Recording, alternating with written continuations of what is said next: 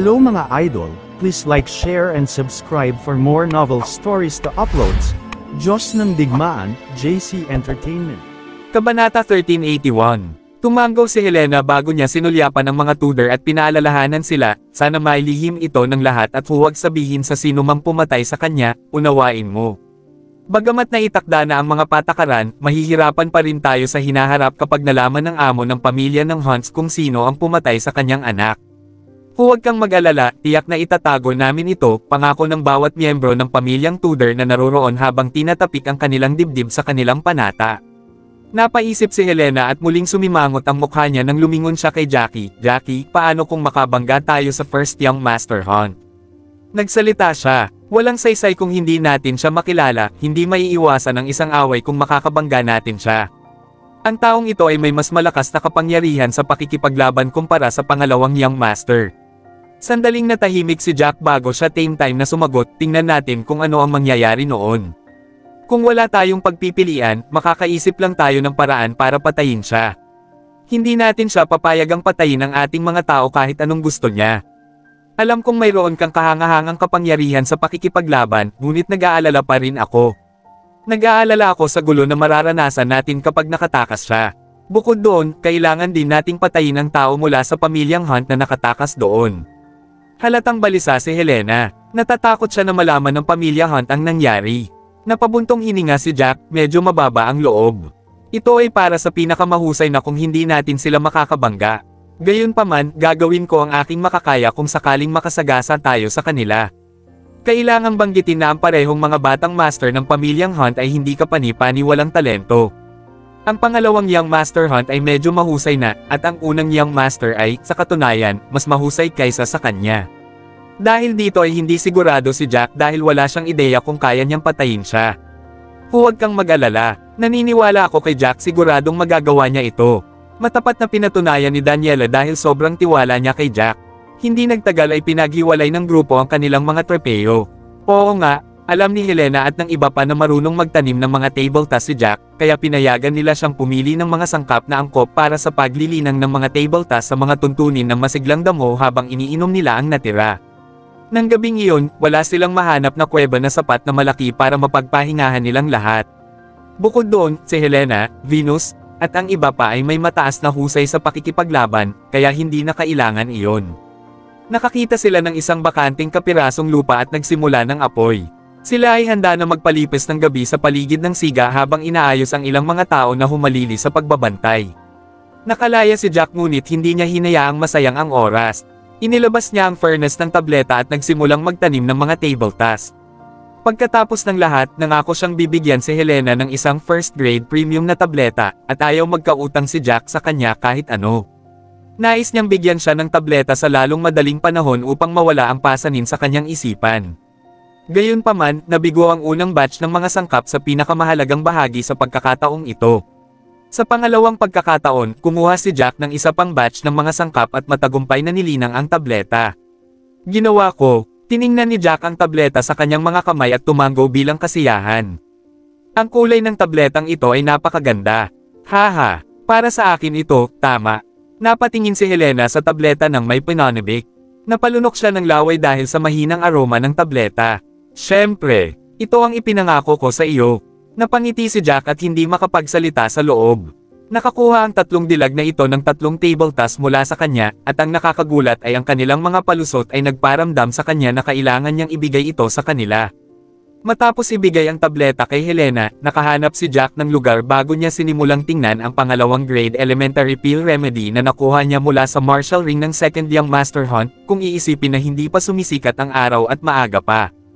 Ang mga larawan ng kung paano linangin ang tabletang ito ay lumitaw sa kanyang ulo habang siya ay nag-inspection sa lunas ng tableta. Kabanata 1382. Isa pang 2 araw ang lumipas at nakilala ni Jack at ng iba pa ang mga miyembro mula sa pamilya Tudor at pamilya Cabello sa kanilang paglalakbay, na nagpalaki sa kanilang grupo. Walang bilanggo si Jack at ang kanyang grupo nang dumating ang mga miyembro mula sa pamilyang Hunt, ang pamilyang Trevino, at ang pamilyang Lagorio upang salakayin sila. Si Jack ay nakakuha ng 40% ng mga trepeo na kanilang nakuha habang ang Tudors at ang Cabello ay nakakuha ng tig 30%. Sa sandaling iyon, nakita ng lahat ang mga pagbabago sa malaking asul na liwanag na takip mula sa labas ng takip. Nakita mo na ba? Dapat ay may humigit kumulang 200 tao mula sa grupong iyon ng mga tao, hindi. Palagi silang nag-aalis ng mga light spot at dumarami pa rin ang bilang. Hindi napigilan ng isang matanda mula sa isa sa mga pamilya na mapabuntong hininga. Sa sandaling ito, wala pang masyadong tao na gumagalaw ng mag-isa, nagtipon sila sa mga grupo na binubuo ng 12-12 tao o 10-10 tao. Mayroon ding mga grupo na halos daan-daang tao. Gayunpaman, mayroon lamang 2 grupo na may kahangahangang bilang ng mga tao. Tama, I wonder kung saang pamilya kabilang ang mga taong ito. Napakabilis nilang nakaipon ng mga tao. May isa pang grupo ng mga light spot na may napakaraming tao, ngunit sila ay nananatili sa lugar na iyon at hindi gumagalaw. Ang mga tao mula sa light group na ito ay dahan-daang lumalapit sa kabilang grupo. Natatakot ako na ang ibang mga light spot ay malapit ng mamatay. Muling sinuri ng isang tao ang sitwasyon sa screen. May mga 10 araw na lang ang natitira para sa kompetisyon, at humigit kumulang 1/4 ng mga light spot sa screen ay nawala. Nangangahulugan ito na 1/4 ng mga prodigy sa pangkalahatan ay namatay sa kagubatan. Maraming miyembro mula sa iba't ibang pamilya ang nagsimulang makaranas ng isang alon ng sakit sa puso, lalo na ang mga miyembro mula sa pangalawang klase at ikatlong klase ng mga aristokratikong pamilya. Pagkatapos ng lahat, ang mga Panginoon mula sa mga pamilyang ito ay walang mataas na husay sa pakikipaglaban at hindi maihahambing sa 8 pamilya ng anino. Iniisip nila kung ilan sa kanilang mga pamilya ang namatay. Ang pinakamahalagang bahagi ay dahil may 10 araw na natitira, karamihan sa mga tao ay nagsimulang lumipat patungo sa Kobe Mountain, na matatagpuan sa gitna ng kagubatan, upang magtipon. Tiyak na babagsak na parang langaw ang mga tao kapag nagkita sila sa bundok, mas mabilis kaysa dati. Kung iyon ang kaso, ang ilan sa mga pamilya ay magdurusa ng malaking pagkawala. Guro, sa tingin mo ba ang pinakamalaking grupo ng mga light spot ay mga miyembro ng aming pamilya? Lumakad ng 2 hakbang pasulong ang unang elder ng pamilyang Hunt at mahinang kinausap si Jared pagkatapos niyang sumulyap sa screen. Ang maaaring patay na ang pangalawang Young Master, ngunit huwag mag-alala tungkol dito, siguradong mahahanap ng unang Young Master ang pumatay at papatayin siya para ipaghiganti ang pangalawang Young Master. Sumakit ang puso ni Jared sa pag-iisip ng kanyang pangalawang anak. Kinagat niya ang kanyang mga ngipin at sinabi sa mahinang boses, siguro kung sinong Panginoon ang may sapat na kakayahan upang patayin si Chet. Sana, ang panganay ay makapaghiganti sa kanyang nakababatang kapatid. Huwag kang mag-alala, guro. Tiyak na ipaghihiganti ni Cloud si Young Master Chet, aliw ng unang elder ng Hunts. Huminto siya saglit bago nagpatuloy, gaano man iyon, hindi mag-iisa ang ating pangalawang Young Master dahil sinasamahan siya ng mga prodigy mula sa ibang pamilya sa kabilang buhay. Si Jared, gayunpaman, ngumiti ng mapait. Sa kasamaang palad, masyado kaming natalo sa pagkakataong ito.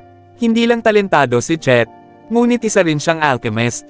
Isang second-grade alchemist. Maaaring makapagtanim na siya ng mga second-grade premium na table task pagkatapos ng ilang taon. Sa panahong iyon, ang aming pamilyang Hunt ay napuno ng panghihinayang ang puso ni Jared nang maisip niya ito. Pinagsisisihan niya ang kanyang pagkainip. Ang totoo, napakahirap ng baguhin ang posisyon ng pamilya Hunt. Ang kanyang anak ay may kakayahang magtanim ng second-grade premium na mga table task, at iyon ay lubos na nakakatulong sa mga tao sa intermediate o huling mga yugto ng antas ng tunay na Diyos.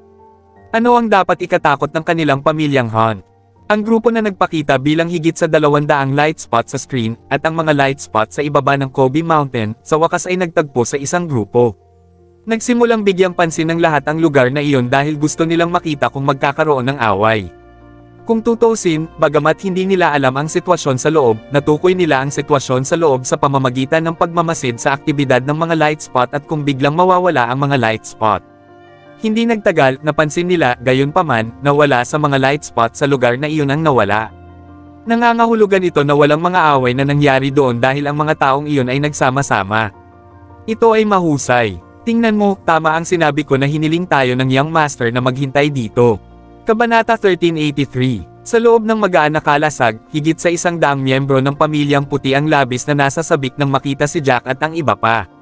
Nagtago sila sa puno, at pagkatapos lamang nilang matuklasan na ito ay si Jack at iba pa, tumalon sila pababa mula sa puno. Magaling, at least marami pa ring miyembro ng pamilyang White ang naghihintay dito. Medyo gamaan ang loob ni Jack nang makita ang napakaraming miyembro ng pamilyang White dito. Natatakot siya na sa puntong iyon ay maraming miyembro ng pamilyang White ang namatay. Hindi mababasa, mayroon ng higit sa 100 dito, at ang iba pang miyembro ng White family ay hindi alam kung ilan pa ang natitira, at kung saan sila nagkalat. Kuya Jack, anong gagawin natin ngayon? Kailangan pa ba tayong maghintay dito? Tanong ni Yul kay Jack pagkatapos mag-isip.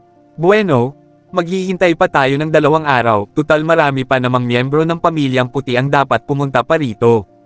Tumanggaw si Jack at sinabing matapos mag-isip, Diyos ko, iyong mga tao, naghihintay ba silang lahat dito?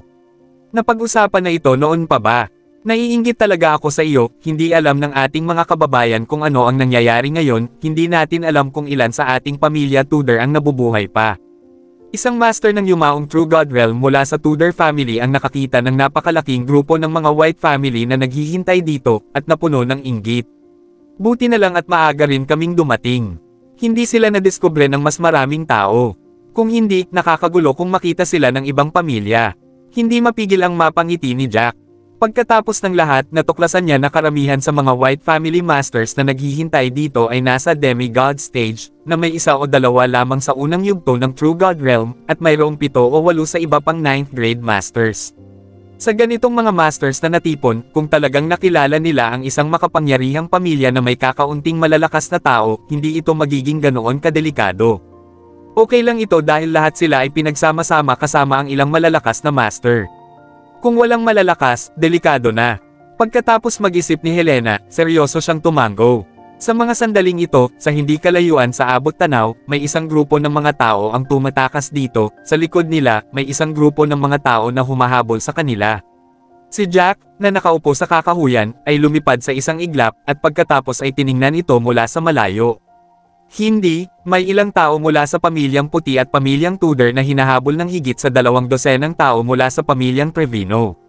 Biglang lumubog ang mukha ni Jack nang makita niya ito, at sa isang iglap ay naging isang streak na lumilipad sa unahan. Kabanata 1384. Ang mga taong Trevino na ito ay talagang naging mga aso ng pamilyang Hunt.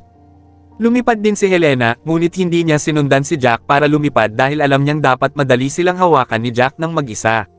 Sa kompetisyon na ito, ang tanging taong maaaring maging katapat niya ngayon ay marahil ang pinakamatandang master ng pamilyang Hunt.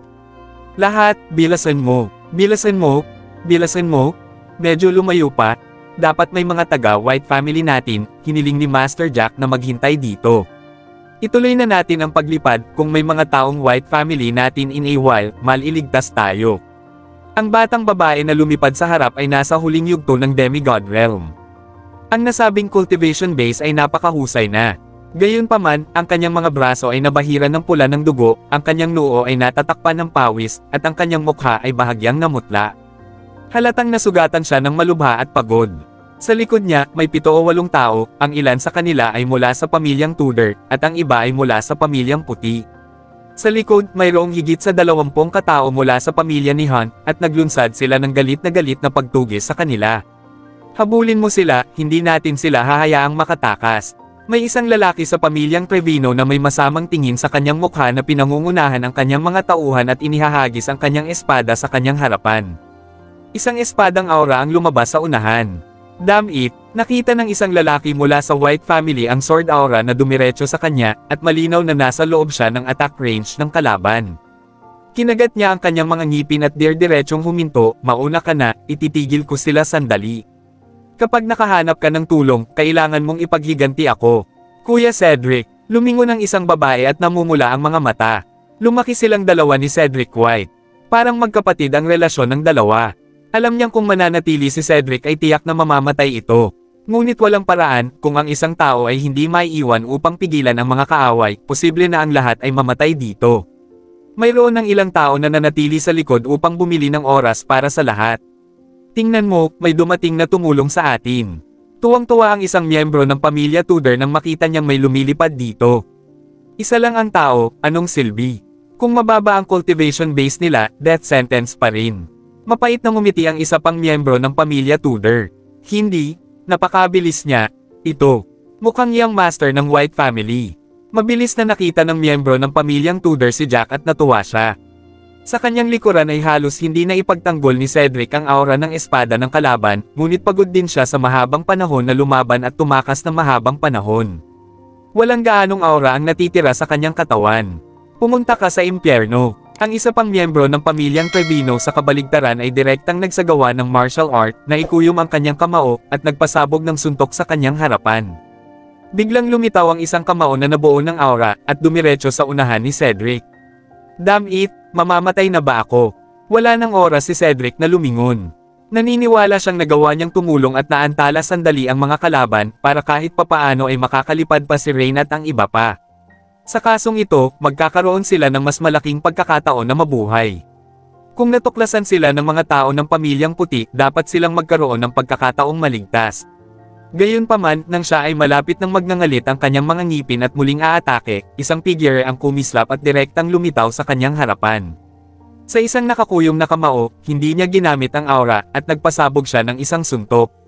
Huli na para gumamit pa ng aura. Kapag natapos na, mamamatay na ba siya? Kabanata 1385. Sandaling natigilan si Cedric, at sa sobrang takot niya ay naisip niyang may tumakas na kasama niya, at muling tumalikod. Habang siya ay naantig sa kanyang puso, pakiramdam niya ay masyadong tanga ang kabilang partido. Kung may isa pang babalik, hindi rin ba siya mamamatay? Gayunpaman, hindi nagtagal ay naramdaman niyang parang pamilyar ang mga ito mula sa likuran, mukhang napakamatatag. Ito ay Master Jack. Mabilis niyang nakilala si Jack, at tuwang-tuwa siya. Si Jack ay isang malakas na tao sa gitna ng True God Realm. Kahit hindi gumamit ng martial arts si Jack, malakas siya. Ang martial skill ng isang demigod realm late stage level ay hindi mukhang mahirap na kalaban para sa kanya. Siguradong, isang nakakatakot na dagindong ang tumunog, at madaling pinasabog ni Jack ang aura na kamao sa harap ng isang suntok, na naging pulbos. Damn! Sino? Ang mga miyembro ng pamilyang Trevino na iyon, pagkatapos na makita ang eksenang ito, ay isa-isang natakot, at agad na tumigil, hindi nang ahas na ituloy sila. Ang mga mula sa White family at Tudor family na tumakas noon, isa-isang humihingal, at tumigil. Ang lalaking ito ay tila ang young master ng White family. Sumimangot ang isang master mula sa pamilya Trevino. Matapos itong pag-isipang mabuti, ang kanyang mukha ay lalong naging pangit. Ang batang ito, ay nasa gitnang yugto ng True God Realm. Tumakbo. Sa 20 kakaibang tao sa kabilang panig, wala sa kanila ang nasa True God Realm. Matapos makilala si Jack, lahat sila ay natakot kaya tumalikod na sila at nagsimulang tumakas. Ang dating mapagpanggap at nagwawalis na aura ay matagal nang nawala. Ilang beses na sunod-sunod na winalis ni Jack ang kanyang espada, at pinalabas na may nakakatakot na aura na hugis arco. Isang dosenang mga lalaki ang nahati sa dalawa, at pagkatapos na paghiwalayin, nahulog sila mula sa hangin. Malaking epekto ng alon. Si Jack ay nagpadala ng isa pang malaking hampas ng alon, at lahat ng iba pang mga tao ay pinugutan din ng ulo. Master, ikaw? Masyado kang napapanahon, akala ko mamamatay na ako. Tumingin si Cedric kay Jack, labis ang pasasalamat. Si Cedric ay isang master na pinili ni Jack mula sa isang branch family. Noong una niya siyang pinili, siya ay nasa unang yugto pa lamang ng Demigod Realm, hindi malayo sa kalagitnaan ng yugto ng Demigod Realm. Ngayon ay nasa huling yugto na siya ng Demigod Realm. Masasabing sobrang galing na ng talentong ito. Ang mga taong ito mula sa pamilyang Trevino ay talagang naghahanap ng kamatayan. Tiningnan ni Jack ang mga bangkay sa lupa, at saka ngumiti sa lahat. Huwag mag-alala, dapat munang gamutin ng mga nasugatan ang kanilang mga sugat at magpahinga ng 2 araw. Ang iba ay nandoon sa loob ng kakahuyan. Master Jack, maaari mo ba kaming tulungan? Mayroon pa kaming 12-dosenang miyembro ng pamilyang Tudor, pati na rin ang aming young master, na napapaligiran pa rin ng mga tao doon. Sa wakas ay humiwalay kami sa kanila sa layuning humanap ng tulong. Isang babae mula sa pamilyang Tudor ang lumipad at tumingin kay Jack na nagmamakaawa. Nakikiusap ako sa iyo, Master Jack, napakaraming tao sa pamilyang White doon. Kung mayroon pa, mangyaring tumulong. Talagang maaalala namin ang iyong dakilang kabaitan. Maraming tao ba ang nakapaligid sa mga young masters mo? Ilan tao siguro? Tanong agad ni Jack nang marinig niya ito. Tinatayang nasa 50 o 60 tao ang pamilya Tudor. Hindi ko alam kung ilan ang mayroon. Mga 100 ang mga nakapaligid sa atin, pangunahin sa pamilya Lagorio at sa pamilya Trevino. Dapat nga pala, may iilan pa sa pamilyang puti na nakasama na ng ating young master at hindi pa nakakatakas. Sabi ng babae pagkatapos mag-isip. Sige, pumunta na kayong lahat sa ibaat. Magpahinga muna, ihahatid na kita dyan. Pinitik ni Jack ang palad, inilabas ang lumilipad na espada, itinapon sa ere. Ang lumilipad na espada ay lumaki, at ang babae ay tumalon, at sila ay lumipad patungo sa direksyon ng labanan. Kabanata 1386, Master White, maraming tao sa kabilang banda. At saka, ang ating young master ay nasa gitnang yugto ng True God Realm. Hindi sila maaaring magmadaling makaalis sa paligid dahil may tatlo sa pamilya Lagorio sa gitnang yugto ng True God Realm. Mayroon din silang ilan sa mga unang yugto ng True God Realm, at alam ko kung gaano sila katagal. Lumilipad sa kalangitan, ang babaeng Tudor ay medyo nag-aalala. Si Jack ay sumugod upang iligtas ang kanyang mga tao, at ang kanyang puso ay naantig, ngunit kung si Jack ay sumugod ng mag-isa, ito ay tila masyadong walang ingat. Huwag kang mag-alala, mag-isa lang akong pupunta. Kung masusunod ako ng iba, maraming oras ang masasayang. Natatakot akong malate ako, at pagkatapos ay hindi na makatagal ang iyong young master. Mapait na ngumiti si Jack at lumipad saglit. Maya-maya pa ay narinig na ang ingay ng labanan. Iyon ang direksyon, tama ba? Itinuro ni Jack ang direksyon kung saan nanggaling ang tunog ng away. Oo, malapit na tayo. Tumango ang babae at tumingin kay Jack. Masyadong confident ang lalaking ito. Pambihira naman yata talaga ang combat effectiveness niya. Master, tapos na, patay na tayo. Desperado pa ring nakikipaglaban ang mga nasa gitna. May isang lalaking nakatayo sa tabi ng anak ng master ng pamilya Tudor na medyo desperado sa kanyang puso. Napakaliit talaga ng bilang nila, at habang tumatagal, bababa ang bilang. Mahigit 30 na lang ang natitira sa kanila, at mayroon pa ring mahigit 70 katao sa kabilang panig. Mas marami sila. Talagang matigas ang ulo ng mga ito. Isang lalaki mula sa pamilyang Trevino ang pansamantalang tumigil sa kanyang pag-atake. Pagkatapos ng mahabang labanan, pagod na pagod siya at gumamit ng maraming aura, at pagod na pagod din siya. Haha, huwag mong asahan na makakahanap ng magliligtas sa kanila ang mga tumakas. Siguradong maaabutan sila ng ating mga tao at papatayin. Tumawa din ng malakas ang isa pang pamilyang Lagorio, masyado kang hanggal. Pakinggan mo na lang ang mga tao ng pamilyang puti na nagsasabi na pumayag silang magtipon-tipon ng pamilyang puti sa gitna ng paanan ng bundok. Akala talaga nila maliligtas sila ng pamilyang puti. Kahit na makahanap sila ng mga taong mula sa pamilyang puti, baka hindi nila sila mailigtas. Imposible. Si Rufus Tudor, ang young master ng pamilya Tudor, sa oras na ito ay may ilang sword cut sa kanyang katawan, at ang kanyang manggas ay nabahiran ng pula ng dugo, mukhang napakalungkot. Gayunpaman, nag-igting pa rin siya at lumaban dahil alam niyang kahit sumuko sila, hindi sila pababayaan ng mga taong ito. Desperado lang silang lumaban. Kahapon, nakita niya ang ilang miyembro ng pamilya Tudor sa kanyang sariling mga mata, na sumuko na at nagbigay ng token, ngunit sa huli ay napatay sila ng kabilang partido. May 4 o 5 miyembro ng pamilyang White dito. Kapag nalaman ng mga miyembro ng pamilyang White, tiyak na babalik sila para tumulong. Kung madala nila ang 1 o 200 miyembro ng pamilyang White, patay ka. Kinagat ni Rufus ang kanyang mga ngipin, ito na lamang ang kanilang pag-asa, bagamat hindi niya alam kung kaya niyang kumapit ng ganoon katagal. Pansamantala ring tumigil sa pag-atake ang ibang tao, habang isa-isang tumabi ang pamilya Lagorio at ang mga miyembro ng pamilya Trevino, nakatingin sa mga taong nakapaligid sa kanila, na parang mga tupang kakatayin. Naniniwala ako na ang mga tao ng White family at ang Tudor family ay napakatapat, at ang relasyon sa pagitan ng aming dalawang pamilya ay palaging napakabuti. Sabi ni Rufus matapos magngangalit ang mga ngipin. Matigas na wika niya. Alam niya na ito lang ang pag-asa nila, at masasabi lang niya iyon para hindi mawala ng pag-asa ang lahat at patuloy na papatayin ang kalaban, at hintayin ang pagdating ng mga reinforcements. Sa White family, hindi ko akalain na marami ang makakalaban. Ang tanging mas makapangyarihan, tinatawag na Jack. Nasa middle stage lang siya ng True God Realm, kaya kahit dumating siya, walang kwenta, alam mo ba? Muling tumawa ang lalaking nasa gitna ng True God Realm sa tapat ng Trevino family. Kabanata 1387. Guro, tingnan mo. May darating doon. Sa sandaling ito, isang lalaki mula sa pamilya Tudor ang biglang nakakita ng isang lumilipad na espada sa itaas niya, mabilis na papalapit. Nang marinig na may darating, natuwa si Rufus noong una. Nang makita niyang dalawa lang ang tao, agad na napawi ang ngiti niya. Anong silbi ng 2 tao lang ang darating? Baka dumaan sila. Mapait na ngumiti si Rufus sa wakas, at walang magawang sinabi. Oo, ito ang young master ng White family. Hindi nagtagal, nakilala ng isa pang lalaki si Jack na may ngiti sa labi. Talaga, ang galing, ang cultivation niya ay nasa gitnang yugto ng True God Realm. Nang marinig na si Jack iyon, medyo naging excited ang dating walang pag-asa na mood ni Rufus. May flying sword siya, kung makasugod tayo, siguro magagamit natin ang flying sword para makatakas, kahit na makatakas tayo sa kalagitnaan, ayos lang.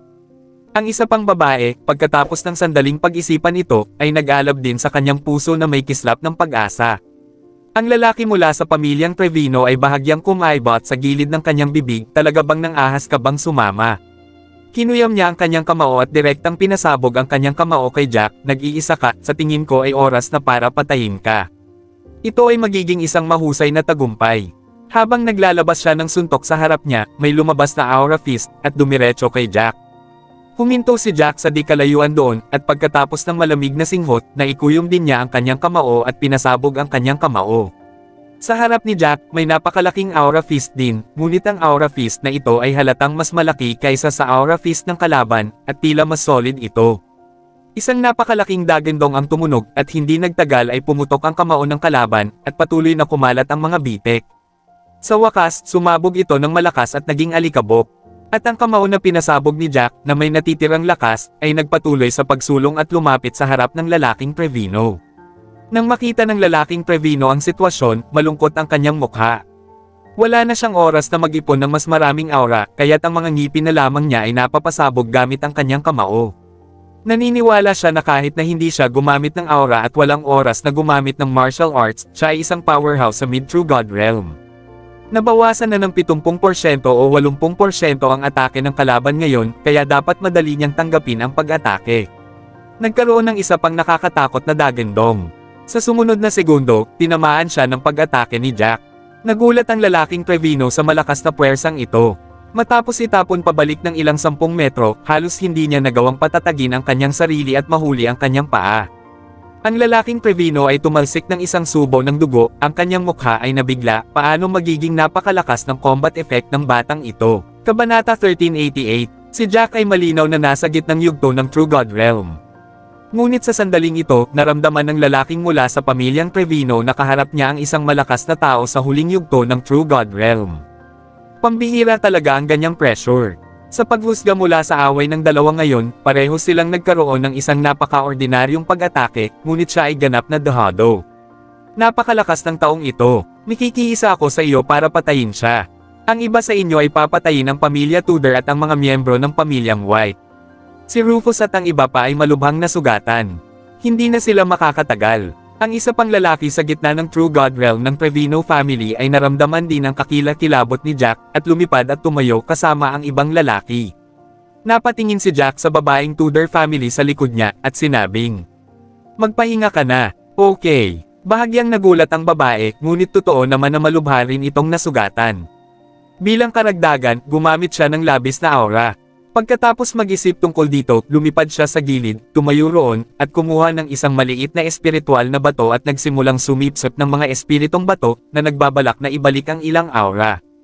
Matapos paliitin ni Jack ang lumilipad na espada, kinuha niya ito sa kanyang kamay at sinabing, "Sa tingin ko hindi ka na makakahawak ng matagal. Hehe, anak, dalawa tayong tao.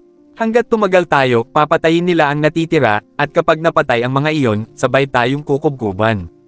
Tingnan natin kung kaya mo kaming harapin ng mag-isa."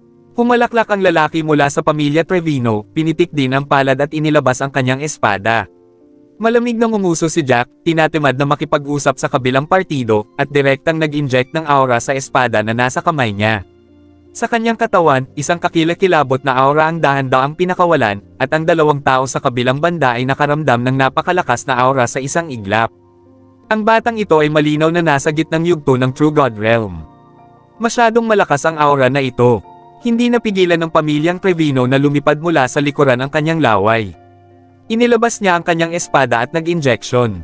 Aura nito, naabot na ninyo ang ganoong kataas na antas ng paglilinang at napakabata pa ninyo.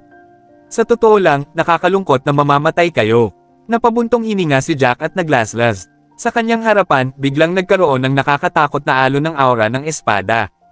Pataas ng papataas ang alon, at naghalo ito sa aura na may napakabilis at marahas na pag-agos. Patayin! Ang dalawa pa ay nagpapadala rin ng dalawang nakakatakot na aura ng espada. Halos magkasabay na umalangaw-ngaw ang dalawang nakakatakot na dagandong, lahat sila ay binomba ng atake ni Jack. Gayunpaman, ang kanilang pag-atake ay parang dalawang malalaking bato na bumasag sa tubig ng lawa. Bagaman mayroong hindi mabilang na mga alon, hindi ito nagkaroon ng malaking epekto, at ito ay nawasak pagkatapos ng ilang sandali. Hindi, tumakas ka. Nakita ng isa sa mga lalaki mula sa pamilyang Trevino ang pag-atake ni Jackie sa kanila at namutla ang mukha nito sa takot. Sa oras na ito, alam niyang nakakatakot ang lalaking nasa harapan niya. Nagtaka pa sila kung nakaharap sila sa isang powerhouse sa tuktok ng True God Realm. Diyos ko, paano ito naging posible? Napalunok ng laway yung isa at tumalikod para tumakbo palayo. Sobrang bilis ng atake ni Jack. Tumalikod na lang sila at bago sila lumipad ng ilang metro palayo ay tinamaan sila sa likod ng nakakatakot na aura wave at pinugutan sila ng ulo. Hindi naman, ang dalawang malalakas na lalaki ng aming pamilyang Trevino ay talagang pinugutan ng ulo ng wala pang isang minuto. Puno ng kumpiyansa ang pamilya Trevino at ang pamilya Lagorio, ngunit nang lingunin nila ay tuluyan na silang napatulala. Ang dalawang True God Realm powerhouses ay namatay ng napakabilis. Kabanata 1389. Tiningnan ni Rufus ang sitwasyon at agad na napukaw ang kanyang fighting spirit. Biglang napatay ni Jack ang dalawang malalakas na lalaki, nag-iiwan lamang ng isa sa gitna ng True God Realm, habang ang kanyang moral ay tiyak na mababa, ito ay nagpabalik-balik. Sa wakas ay ginawa nilang tagumpay ang pagkatalo. No way, masisira ang mga plano natin. Nakita ng mid-True God Realm ng pamilya Lagorio na hindi kalaban ni Jack ang dalawa pa at pareho silang pinugutan ng ulo. Bigla siyang natakot ng sobra. Pagtingin sa ibang tao dito, walang fighting spirit. Matapos magnganga ang kanyang mga ngipin, tumalikod siya at naghanda para tumakas. Gayunpaman, ang hindi niya inaasahan ay napalingon na lamang siya at nakita niyang nakatayo na sa likuran niya si Jack, nakangiting nakatingin sa kanya. Master Jack, ang aming pamilya Lagorio at ang iyong white na pamilya ay nagkaroon ng isang napakagandang relasyon sa nakaraan. Bagamat ang mga relasyon ni Miss Lily ay nagdulot ng ilang mga salungatan sa pagitan ng dalawang pamilya, hindi namin maaaring baliwalain ang nakaraang pagkakaibigan, hindi ba? Lumingon ang mata ng lalaki, nakangiting tumingin kay Jack White. Ang pagkakaibigan mula sa nakaraan. Nakinig si Jack at nakaramdam ng katuwaan sa kanyang puso. Itinuro niya ang mga bangkay ng ilang miyembro ng pamilyang White sa lupa at nginisyan, tingnan mo, ito ang pakikipagkaibigan na sinasabi mo, hindi ba? Sa nakalipas na pagkakaibigan, sasaktan ba natin ang mga amo ng pamilyang puti at makikipag-ugnayan sa pamilya Trevino, ha? Kung hindi ako dumating ngayon, natatakot akong mamatay ang lahat ng mga tao rito. Young Master Hunt ito. Sumimangot ang lalaki ng pamilya Lagorio, saka itinuro ang likod ni Jack. Natigilan si Jack, at agad na lumingon. Mula sa itsurang ito, natuklasan ni Jack na walang tao sa likuran niya, at nang siya ay lumingon muli, ang kasamahan ng pamilya Lagorio ay nakatalikod na at lumipad palabas ng 2 o 3 milya ang layo. Medyo mabilis ang bilis, malamig na ngumiti si Jack, at naabutan siya sa isang iglap. Ginamit ng lalaki ng pamilya Lagorio ang kanyang bilis sa sukdulan. Naniniwala siya na hanggat lumipad siya ng mas malayo at sumugod sa kagubatan doon, umaasa siyang makakatakas. Gayunpaman, masyadong mabilis ang takbo ni Jack. Nang lingunin niya, hindi siya nakaimik. Ang bilis ni Jack ay doble sa bilis niya. Makalipas ang ilang paghinga ay nakarating na siya sa likuran niya. Pumunta ka sa impyerno. Sumabog si Jack sa isang suntok at ang makapal na aura nito ay bumabalot sa kanyang kamao ng malakas na pagbabago-bago. Nang makita ito ng lalaki, kailangan niyang tumigil kaagad at sumuntok din. Masyadong malaki ang kapangyarihan ni Jack. Sa sumunod na segundo, bumagsak siya sa lupa na parang bola ng kanyan. Isang maliit na hukay ang lumitaw sa lupa, at ang lalaki ay bumulwak din ng isang subo ng dugo. Pakiusap, bitawan mo ako, alam kong mali ako. Ang lalaki ay patuloy na umuubo ng dugo, nakatingin kay Jack na nagmamakaawa. Humayo ka at magmakaawa sa mga pinatay mo noon. Malamig na ngumiti si Jack, at pinatay ang kalaban sa isang suntok. Matapos may baba ang singsing ng kalaban, nag-flash si Jack at muling lumipad pabalik. Matapos makita na pinatay ni Jack ang 3 mid-True God Realm powerhouses ng napakabilis, ang iba pang 12 ng mga tao, ganap na na-demoralized, at pagkatapos ng ilan pang mga tao ay namatay, isa-isang tumakas. Gayunpaman, sa ilalim ng pagtugis ni Jack, sa bandang huli, kakaunti lamang ang halos sumugod sa kagubatan at nakatakas sa isang sakuna. Lahat ng iba ay pinugutan ng ulo. Masyadong maraming tao, lahat kayo ay malubhang nasugatan at hindi makahabol, kung hindi, lahat sila ay namatay dito. Lumipad ulit pabalik si Jack sabay. Ngiti ng pili. Kabanata 1390. Haha, ikaw, masyado kang matako. Tumawa ng malakas si Rufus, ang pagpatay sa marami sa kanila sa pagkakataong ito ay nasiyahan ako. Kung dumating ka mamaya, malamang napatay na tayo. Oo, Master Jack. salamat sa iyo, kung hindi ay patay na tayo. Hindi susuko ang mga iyon. Isang master mula sa pamilyang puti na may damdaming nagsabi. Terra, linisin muna natin ang larangan ng digmaan, dadalhin kita gamit ang aking lumilipad na espada pagkatapos, at pupuntahan mo ang White Family, Cabello Family, at Tudor Family. Nakangiting sabi ni Jack sa lahat. Pamilya ng Tudor. Mayroon bang sino man mula sa pamilyang Tudor doon? Matapos marinig ito ni Rufo ay nagliwanag ang kanyang mga mata at natuwa siya. Hindi marami. Lahat sila ay naghihintay sa atin sa kakahuyan sa ilalim ng bundok. Tumanggaw si Jack at sinabing, Tudor family, halika rito. Tinawag ni Rufus ang pamilya Tudor, pagkatapos ay lumuhad at yumuko kay Jack. Salamat, Master Jack, sa pagligtas sa amin. Ang iyong dakilang kabaitan, ito ay maaalala magpakailanman. Salamat, Master Jack, sa iyong kabutihan, hindi namin malilimutan. Ang iba pang mga master, ngayon ay nakaluhod sa lupa, sa harap ni Jack ay sumigaw. Bumangon na kayong lahat, sobra-sobra na ito, hindi bagay. Nahiya si Jack at nagmamadaling tinawag ang lahat. Master Jack, ibibigay ko sa iyo ang lahat ng samsam sandali. Diretsyong sabi ni Rufus pagkatapos mag-isip. Hindi. Napakaraming tao ang pinatay mo mula sa pamilya Trevino at pamilya Lagorio at gusto mong ibigay sa akin ang lahat ng samsam.